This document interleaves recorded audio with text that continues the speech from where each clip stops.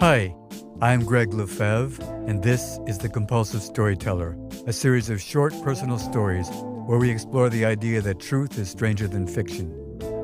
This week's episode, entitled Bad Cop, Good Cop, gives us 3 shorties about police brutality.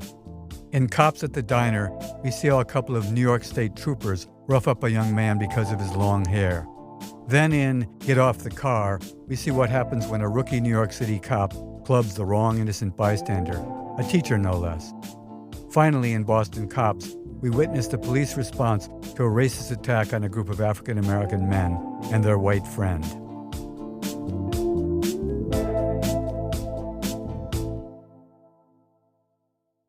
Bad Cop, Good Cop.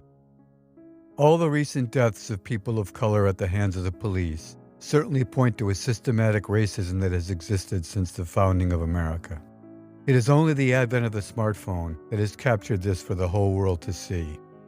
After the murder of George Floyd, I decided as a privileged white male to sit down and make a list of all the instances of police brutality and malfeasance that I've been subjected to. My list quickly grew to 36 occasions that I could remember and ranged from shoves and verbal abuse to a few different nights in jail and a couple of good, solid beatings. I am in no way equating the troubles visited on me when I simply stuck up for myself and refused to take abuse to those of people of color. The point in sharing these stories is that any one of my run-ins with the police could have been fatal had I been a black or brown person. What follows are 3 stories from my long list.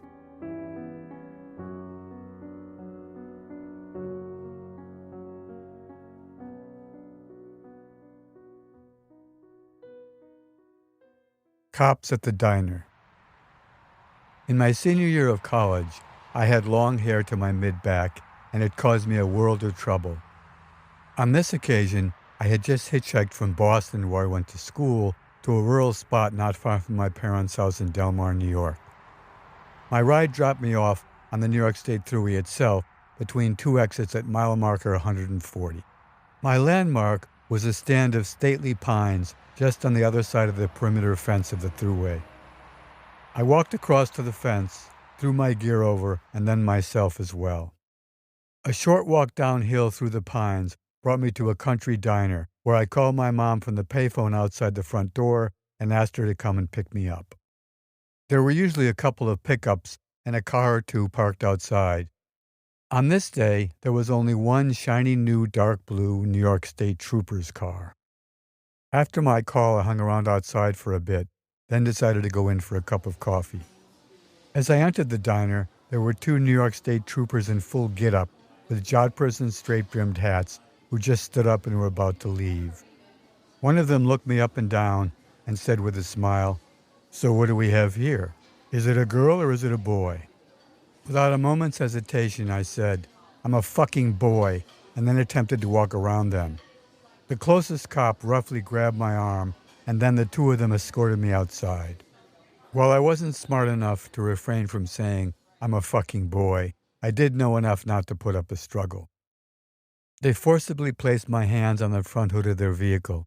Then, just as one of them kicked apart my feet to begin a search, my mom pulled up into the parking lot. She drove her car straight toward our little gathering and stopped just a little too close to the officers, so they had to jump back a bit, at which point I once again assumed a vertical position. She got out of her car and said, "What seems to be the problem here, officers?" A much better tack than my fucking boy comment. For a second, they seemed lost for words. Slapping around a long-haired hippie was one thing. Confronting an upper-middle-class white woman driving an expensive car was quite another. The one who had kicked my legs apart ventured, "You should teach your son some manners." To which I replied, "Maybe you should have some manners and not make fun of someone for having long hair." I wisely decided to leave out the part about them having to wear those silly, straight-brimmed Smokey the Bear Ranger hats. Mom said, "So I guess we're finished here," and then she turned on her heel and got back into the car, while I walked around the other side, noticing that the waitress and the short-order cook were peering out of the diner window. We got in, and she stepped on the gas as she made a sweeping U-turn, spraying just enough cinders in their direction to make a point, but not to hit them. a masterful performance. Then she said, "God, those hats look ridiculous." And I thought to myself, how can a guy not love a mom like that?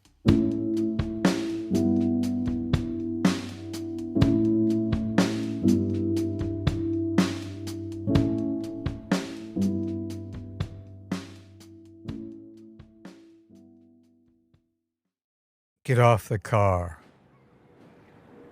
When my wife and I first moved to New York City in 1969 to teach school, we lived in Washington Heights on 179th Street. It was a busy and colorful neighborhood, alive with people from all over the world. I was fond of telling visitors that it was like living at the United Nations. It was summertime, and my favorite neighbors were mostly the black and brown kids who hung out on the street. One evening I was chatting with three of them as they were leaning against a parked car. While we talked, I noticed a young police officer in uniform coming toward us. He was walking with a swagger, skillfully twirling his nightstick. When he reached our little gathering, he aggressively said to the kids, "Get off the car." So all three kids stood about 6 inches away from the car. "I said get off the car," he said louder this time. One of the kids responded, "We are off the car." At which point the cop gave him a hard, straight poke in the stomach with his nightstick. Amidst the kids' calls of alarm, I spoke out. "Whoa, whoa, there's no need to." He spun around toward me and said in a harsh tone, "Move along." I continued, "I have a perfect right to stand here and observe," but I was cut off when he took a swing with his club and hit me hard on the right side of my neck. "Move along." "Damn," I said. I saw red and totally lost it. In my rage, I charged forward, grabbing him in a bear hug, and attempted to throw him to the ground. He wasn't going down so easy, so we both spun in a circle like we were dancing together. By now, a number of other people, mostly kids, had gathered to watch. The two of us spun around again, and then both tumbled down the 3 steps to the area in front of my building where the trash cans were kept. At the bottom of the steps, I ended up on top, straddling the cop while he attempted to unholster his gun. Seeing that, the crowd backed up fast. I somehow managed to knock his gun sideways, and it spun across the dirty concrete floor and disappeared underneath a stoop. I don't know why, but at this moment we both took a pause, and I jumped up and called out to the crowd, "Will you all come with me to the police station?" Many of the onlookers agreed and crowded around me as we headed up toward the police station, while the cop was still on his hands and knees, trying to fish out his gun from under the stoop. At this point, the whole incident took a comic turn. Just as my little mob rounded the corner and the cop caught up with us, 2 other uniformed officers came running by, yelling out, "Come on, Franco, there's a cop in trouble." He then took off with them as we continued uptown. I can imagine the ribbing he took when they arrived at my building and realized that he was there to save himself. Meanwhile, we all crowded into the police station. As I started to give my story to the desk sergeant, other cops heard the commotion and appeared from various doorways. Then Franco arrived and pushed through the group and tapped my neck with his club. "I'm placing you under arrest." Again I lost it and we started to tussle, which ended quickly as the other cops pulled us apart. By now my wife had arrived, and I asked her, "Lisa, get the names and phone numbers of all these witnesses." That move probably saved my ass, along with being a member of the teachers' union as well. But the comedy wasn't over yet. After I was escorted into a small side room for questioning, Marco charged in and started reading me my rights from his little Miranda card. "I'm arresting you. You have the right to remain silent. Anything you say can—" The sergeant loudly ordered the 2 other cops, "Get him out of here."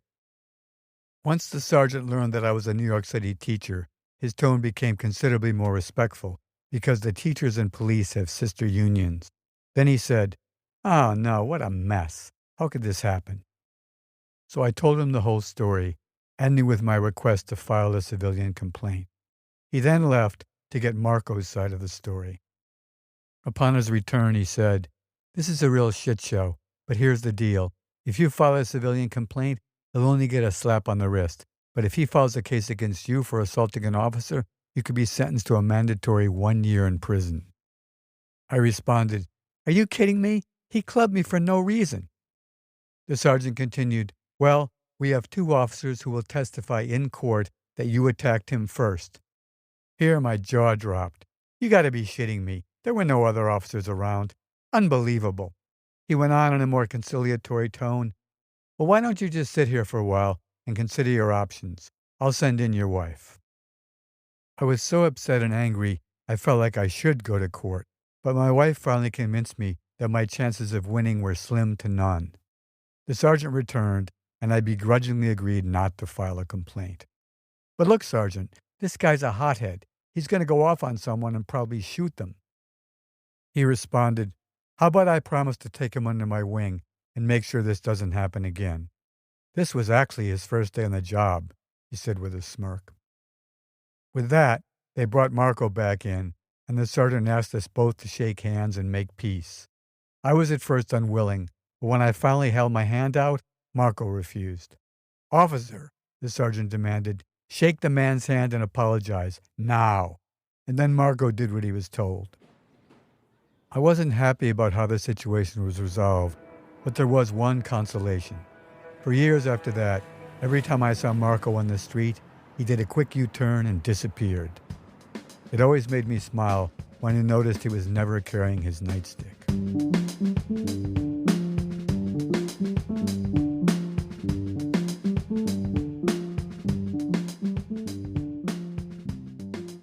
Boston cops. When I first moved to Boston, I didn't know a single soul. After finding a beautiful 3-bedroom apartment in an old 5-story brick Victorian townhouse at 918 Beacon Street, I was nervous about making rent. So I made the mistake of accepting the first 2 candidates who applied to be my roommates. One was a complaint manager at Sears, and the other a clinically depressed gay man. A couple months passed, and it turned out that the Sears complaint manager, who also collected the rent from myself and the other roommate, was pocketing the money and not paying the rent. He also obviously didn't let us see any of the legal notices that he received, demanding payment and threatening eviction. In early November, after a long day at work, I entered my building. In the lobby, one of the first-floor tenants told me that the police and management company had come by in the morning and evicted us.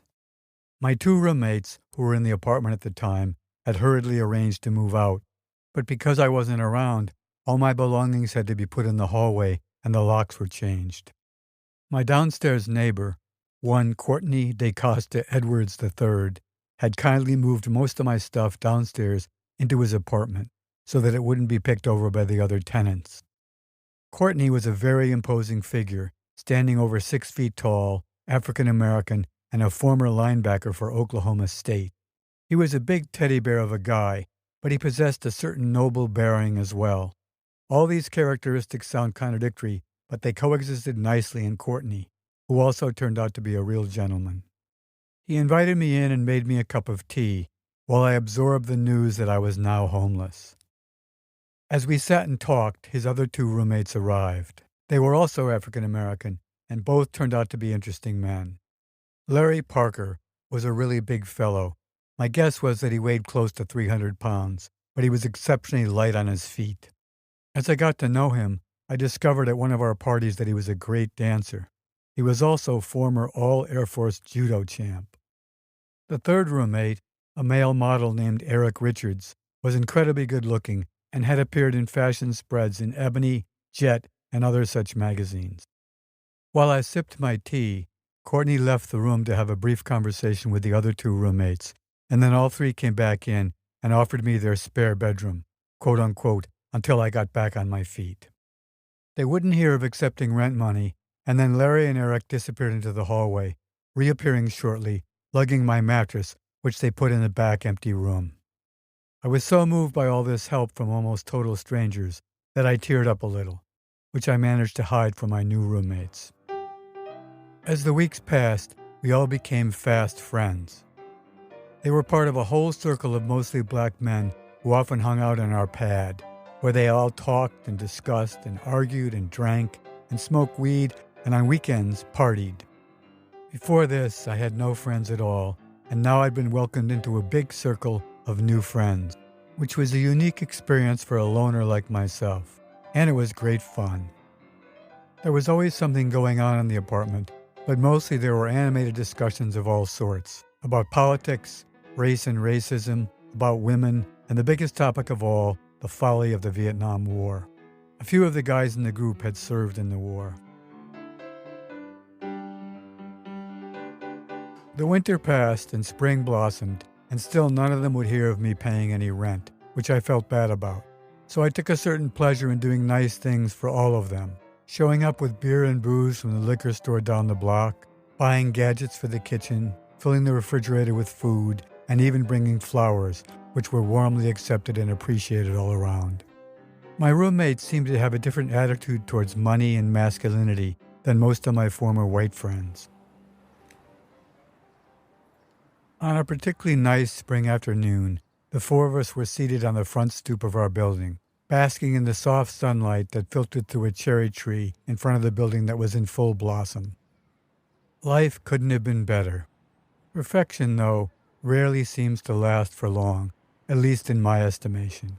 And sure enough, just then a carload of what turned out to be drunk Boston College hockey players cruised by, with the windows down, and one of them yelled out, "Fuckin'!" And then he used the N-word, plural, and the other three echoed these sentiments while they all gave us the finger. Having never been on the receiving end of this type of racism, I was stunned. As the car continued by, Larry was quick to his feet, then cupped his hands and yelled back, "Your mother's a..." And then he used the N-word too. The logic of his yelling this completely escaped me, but it brought the car to a halt, and then it backed up rapidly. As it came to a stop in front of our building, and all four doors swung open, Courtney, Eric, and I stood in frozen amazement. But Larry charged across the 20 feet between us and them, hitting the rear door with all his weight as the hockey player inside was halfway out. He screamed in agony and fell to the ground as his limbs were crushed. And then Larry spun to his right and grabbed the emerging occupant of the front seat, hurling him across the front hood of the car into traffic. A passing car slammed on the brakes and narrowly missed him. The hockey players were now in complete disarray. The third guy, who was exiting the rear door on the street side, jumped back in and then moved over to make room for the guy who'd been lying in the street and had now hobbled back to the car. The driver pulled slowly away, with the rear curbside door still open, while the two men in back struggled to pull in the guy who'd been crushed by Larry and was still whimpering in pain. Larry then cupped his hands and bellowed, "Get the fuck out of here, you racist shit!" He then turned around toward us with a smile, slapped his hands back and forth against one another like he was dusting them off after doing a dirty job, and returned to the stoop. We've all seen way too many action movies where the hero, maybe it's James Bond or The Rock or Jean-Claude Van Damme, easily dispatches a half a dozen bad guys, perfectly executing all the right moves. However, we watch knowing full well that it's all either CGI or stuntmen, just smoke and mirrors, really. But I'd never seen anything like this before or since. A single man attacking a carload of drunk, racist jocks, and in a matter of seconds, sending them packing. Wow, what a performance. I can still recall the scene vividly after all these years. As high fives were passed around and rave reviews of the fight ensued, Eric called out, "Larry, you're the man." I added, "Fucking A, man, talk about kicking ass." Then Courtney chimed in with a note of sarcasm, "Larry, maybe you really were all Air Force judo champ." As we continued slapping Larry on the back, the dark reality of this life reared its ugly head in the form of a Boston police cruiser with its sirens wailing and lights flashing as it came to a screeching halt in front of 918, and three white uniformed officers quickly exited the car. The lead cop spoke to me first, I'm guessing because I was white. "We got a report that you guys attacked some students from Boston College, a group of hockey players actually, who were driving by." I decided that maybe I should accept the fact that they were addressing me and take the lead, and my three friends wisely decided to let me do the talking. "I'm sorry, officers," I said. "I don't mean any disrespect, but we did not attack any car." Then I asked nicely, "Can I tell you what happened?" "Go ahead," he continued, now taking out a notebook, which was far better than any of the other items he might have pulled out. "We were all sitting on the stoop, enjoying this fine spring weather," I said. This, for some reason, made the other two cops smirk, "when a car full of drunk young men, the Boston College hockey players that you mentioned, drove by, and all of them yelled out nasty racial slurs, including the N-word. The lead cop was actually taking this all down. We responded in kind. The car slammed on its brakes, and all 4 occupants exited the vehicle, obviously intending to do us harm, and a fight ensued. However, only one member of our group took part in the fight. He's a former soldier, an Army veteran, well trained in combat. He pretty much beat up all 4 occupants and sent them on their way. "Which one of you was that?" the officer asked. "I'm sorry again, officer, but we're not going to answer that unless advised to do so by our lawyer, whom I put in a call to immediately after we were attacked." Larry, Eric, and Courtney all nodded in unison, and all of them, like myself, resisted the impulse to smile at the charade that was unfolding. "You have my word, officers, that is exactly what happened, and there are other residents in the building who can attest to that fact, in court and under oath if necessary." The officer wanted all our names, and I suggested that he only needed one contact, namely me, and I presented him with my driver's license. While he looked over the license and mispronounced my last name, I continued, "Gentlemen, it's a lovely day. We were all just minding our own affairs when this whole nasty business ensued, which was in no way whatsoever provoked by our party." I was trying to make my plea sound as legalistic as possible. We were attacked by them, and we will testify to that fact, but also we're willing to forego pressing charges ourselves and let bygones be bygones. Then I paused and said, "So what do you say?" The sergeant looked stern and unimpressed, but nonetheless he pulled aside his partners. They had a brief discussion, and then he returned, saying, "Let me leave you with just a warning this time, but if I'm ever called here again, rest assured you will all be arrested. Is that clear?" There was a chorus of yes sirs from our side, and the officers climbed back into their squad car, and off they went. As soon as they were out of sight, we once again exchanged high fives, and from then on, my nickname in the group was Counselor Lefebvre. My final word to my friends? Whoever said there's no such thing as a good cop?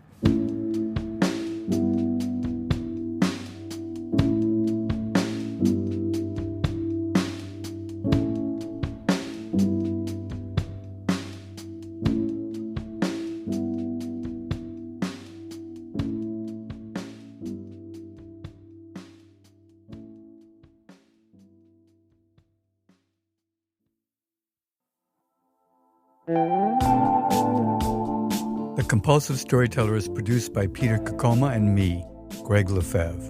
This week's episode featured an original score by Peter Kokoma, who also made our theme music. If you've enjoyed our podcast, please subscribe to The Compulsive Storyteller on Spotify or wherever you listen to podcasts, and it would be great if you could leave a review. Follow the show on Instagram at The Compulsive Storyteller, and check out our website at thecompulsivestoryteller.com. Thanks for listening, and if you didn't like this one, the next one will be another story.